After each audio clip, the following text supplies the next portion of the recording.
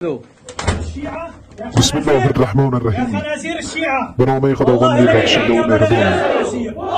امید از زنجور و صحتمند باشید. رازهای ناگفته جنگ سوریه. رازهای ناگفته جنگ سوریه. چه کسانی برنده اند و چرا؟ جنگ سوریه از کجا شروع شد؟ چرا پای کشورهای بزرگ دنیا به این میدان باز شد؟ داعش، ایران، روسیه، آمریکا، ترکیه و دیگر کشورها به دنبال چه هستند؟ این ویدیو برای شما تمامی این رازها را فاش می کند. پیشینه جنگ سوریه. جنگ سوریه در سال 2011 به عنوان بخشی از بهار عربی شروع شد. معترضان خواستار اصلاحات سیاسی و پایان حکومت بشار اسد بودند، اما سرکوب شدید جنگ داخلی را شعله‌ور کرد. بازیگران اصلی جنگ سوریه. دولت سوریه. یکی دولت سوریه است، حامیانش آمریکا، حامیانش ایران و روسیه. بشار اسد با حمایت ایران و روسیه همچنان کنترل بخش‌های مهمی کشور را در دست دارند. ایران به دلایل ایدئولوژیک، حفظ محور مقاومت و ژئوپلیتیک دسترسی به مدیترانه در این جنگ دخالت کرده است. روسیه با حضور نظامی و هوایی از سال 2015 تعادل جنگ را به نفع اسد تغییر داد.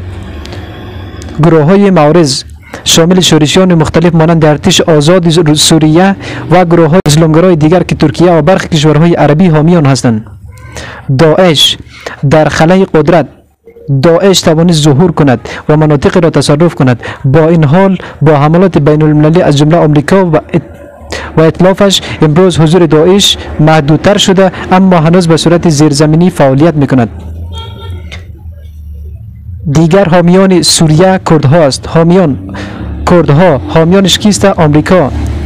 کردها در شمال سوریه برای خودمختاری مبارزه میکنند و توسط آمریکا حمایت میشوند، اما ترکیه آنها را تهدید جدی میداند.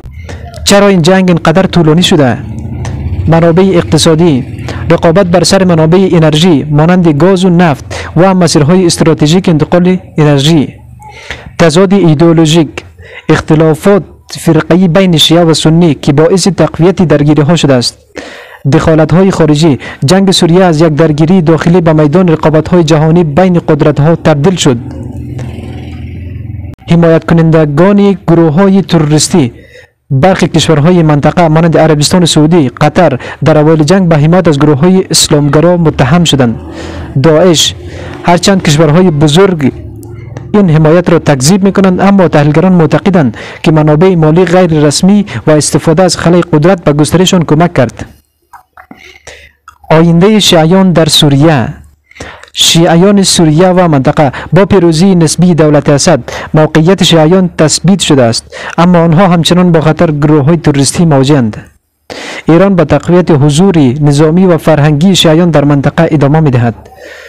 نتیجه گیری بحث امروز: چه کسی برنده خواهد شد؟ برنده نهایی. هیچ برنده قطعی وجود ندارد. دولت اسد توانسته کنترل کشورها را حفظ کند، اما سوریه به کشور ایران تبدیل شده است.